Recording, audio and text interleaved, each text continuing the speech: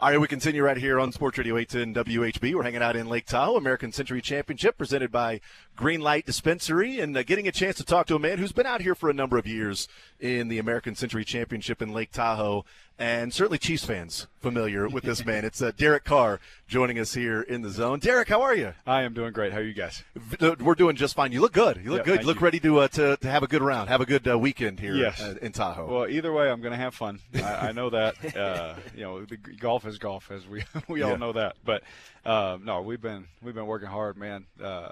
Football, and then once practice and meetings are over, go play some golf before I study some more. So there you go. It's been a good offseason. There you go. How was a number of things I want to talk to you about, but I mean, you spend your whole career with the Raiders in Oakland and then Vegas, and now your first year in New Orleans last year. How was that transition to being with a different organization, different lifestyle, different everything from what you're used to? Oh yeah, well, you know me, man. I love the Raiders. Like if it was up to me, I would have went down with the ship, if it would have had to, and you want to be a part of something so special to help them come back and led them to the playoffs a couple of times. Broke my ankle the one time, but just heading towards an MVP season. Oh my gosh, I think about it all the time. And I'm just you have so many memories there, but then boom, all of a sudden life changes, right? You got to go to a new city, and I think we all, myself, the organization, the fans, everybody, I think we all wanted it like right away, and we expected it to be right away, but.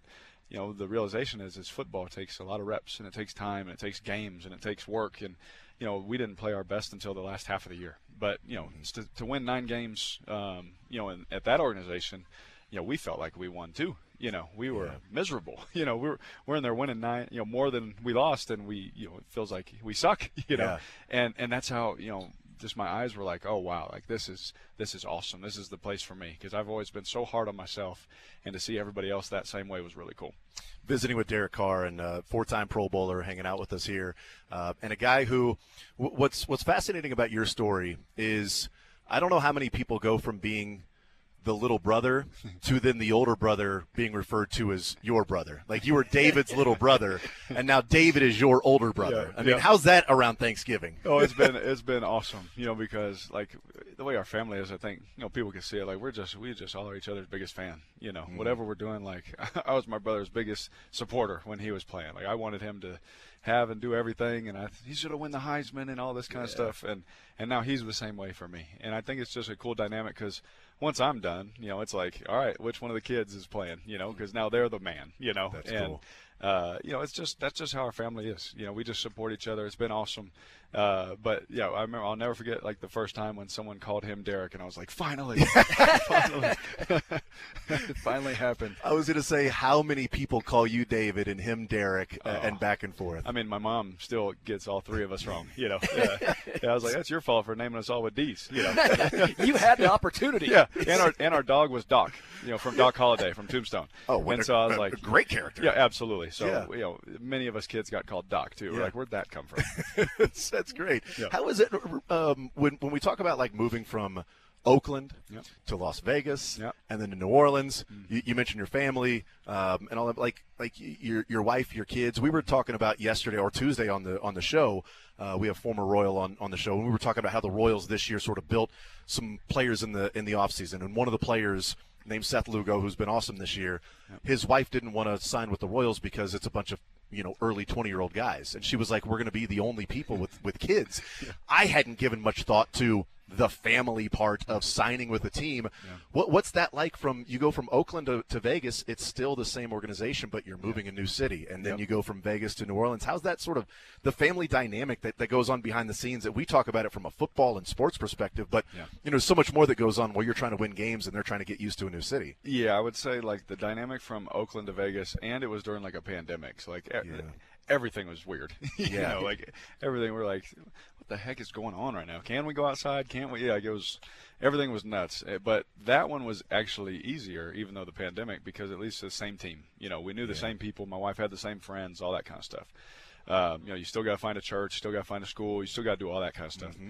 Going from Vegas to New Orleans was the hardest, and I didn't think of it. I didn't think it was going to be that hard. Trying to be there for my wife and my kids, making sure, they're fitting in. They got friends. They, I'm there to unpack. I'm there to, help them walk through schools and this and that. And it kind of, I think it slowed the process down of the bonding I had with some teammates, because like, oh man, I'd love to come do that, but I got to help my wife with this, or I got to do that. And I told my wife this off season, I said, look, I was like, we are here now. I was like, whatever teammate wants to do something, I am doing it. So I thought I had a few free weekends, then I'd get a text, and I had about 5 things lined up. I said yes to everything. I was like, yes, man. I was like Jim Carrey. I was saying yes to everything. So it was good, because we built that unity for our team at the last half of the year. We started, having breakfast together. We started doing so many things together, so we built on that.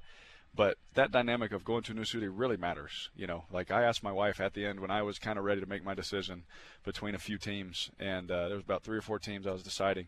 And then I was like, okay, what do you think? And she's like, it's this one. I knew from the beginning. I was like, well, why didn't you tell me? She was like, I just needed you to go through the process. Why?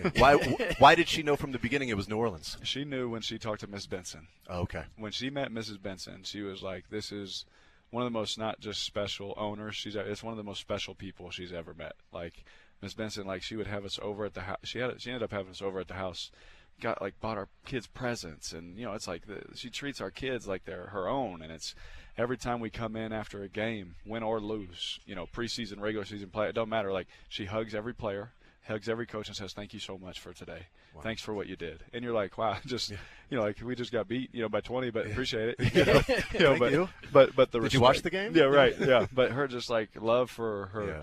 Her team is like family, and like that. My wife felt that from her when we met with her. I was like, well, you could have told me. It's amazing. Derek Carr is our guest, and so you mentioned like same organization from Oakland to Vegas, but when you go to New Orleans and you talked about sort of getting used to know the guys and having that sort of camaraderie, it's always fascinating to me when it's a quarterback, right? You're expected to be the leader, but you're joining another franchise where a lot of guys have been there for a while, and now you're going to walk in and have them follow you when you're trying to learn where the weight room is. 100%. Where's this meeting room? How difficult is that to be? I'm the leader. I've got to be the one that the quarterback, but I also am asking that guy where we're having lunch at. Yeah, 100%. Like, where do we line up for stretch? Like all the little stuff that you don't even think of, when you're at one place for 9 years. Yeah. And for me, I talked to Cam and I talked to DeMario beforehand, and I said, look, man, how's it? They're like, look, we lead. Our leaders are all in this thing together. It ain't my show, your show. I was like, it's our show, and so come in and be you.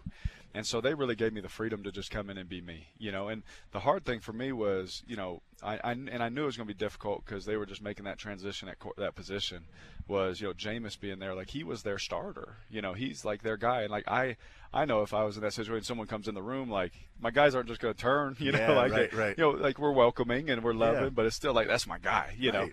And so, that part, that dynamic I wasn't, ready for either, and that was new for me because I've never been, because, I'm trying to be respectful of that. I understand that situation. That's tough, but Jameis was one of my favorite teammates I've ever had, one of the best teammates I ever had, and he really helped that transition, too, of making it easier. Yeah, because that's not – you never know what you're going in. You never know what that other guy might be like. 100%. We credit, in Kansas City, we talk all the time about Alex Smith. Oh, man. That they drafted Patrick guy. Mahomes, and he could have been an AH. Yeah. He could have been a jerk to him. Like, hold on, I've got this team in the play. We're in the divisional round every year. Like, what are you talking? We've won the division back-to-back years. You're drafting a quarterback. Yep. Instead, all he did was mentor him for an entire year, and Patrick still talks about how amazing that year. Like, you never know what you're walking into, and that little bit, can go so far, from behind the scenes. 100%. That's how, when I first got to the Raiders, Matt Schaub was for me. Oh, yeah. Schaub, he ended up, like, they were like, Derek, you're sitting, you're going to rest, you know, you're going to play someday, but not yet. Yeah. And he ended up having, like, an elbow thing, and I played in the preseason, played really well. They're like, hey, go ahead. And I was like, everyone was like, even me, I was like, I thought I was getting traded when they called me in. I thought I played well in the preseason, so someone who got hurt, like, they're trading me, you know? And they're like, no, you're going to start week 1 against Rex Ryan. I was like, sick. That'll be fun. I'm sure I'll see a new blitz. Cool. But that's how Shabby was for me. Like, I remember one game specifically where, I ended up throwing like a back shoulder go ball. We didn't connect on it. DB made a play, and our shallow cross came running wide open. They're like, look, you got to throw the shallow here. And Schaub goes, hold on. You told him all week if he gets this matchup one-on-one to throw this back shoulder and take the chance. You can't say that. And I was like, bro, that was the coolest thing I've ever seen. He could have easily been like, not say anything. Yeah. I know. I mean, you should have put me in. Yeah. I'd have thrown the shallow cross, but whatever, yeah. That's right. But he was like, no, you guys told him all week to make that throw. Wow. And so that moment right there, I was like, I just want to be that way too for all the young guys that I've gotten to mentor over the years. Now in my 11th year, like I just wanted to love on them, teach them, just so they have the best career they could have. I'm sure you know Chiefs fans can be a little brutal, right? Yeah, I've heard the worst of it. What are you talking about? But one of the cool things I have seen with you in particular is very few where they start being the hated, and then all of a sudden they turn into the immense amount of respect. Yeah. We've watched this from Derek Carr. I think Phillip Rivers to an extent as well. You see guys who we can't stand these guys, and as they're in the final couple of years or they switch teams, it's all of a sudden like, man, I love to root against that guy, but damn, do I respect the hell out of him. And you're one of those guys. Yeah. I don't know if you ever saw that happen, the transition, but I always thought that was so cool because it's very hard for Chiefs fans to give that sort of respect. No, 100%. And we had so many – I've had so many memories, like so many crushing defeats or an amazing victory or the close game. The night, was it Monday night or Sunday night, whatever that game was? Monday night game. When Chris Jones had the sack and the strip and the fumble, they called it roughing the quarterback. Yeah, you can't do that. Yeah, it's cheating, Chris. You can't do that. You're not allowed. And I got up. I was like, bro. I was like, he's just like shook his head. But I still think Devontae's 2 feet were down in bounds. I still think on that hole shot. Boy, I don't know. No, but something tells me they weren't. I don't know. It's just weird. I don't know why we have different views of that. I don't know why. Oh man, but I just remember like towards like the my 8th year, my 9th year, that was it COVID where we won. I think it was COVID that year where we came in and it was a big scoring game. We won the game. It was really there. There was always a fan, because there was only a couple fans but there was always one dude that sat right behind me every single time, and they would go. I mean, they'd say the most obscene things ever.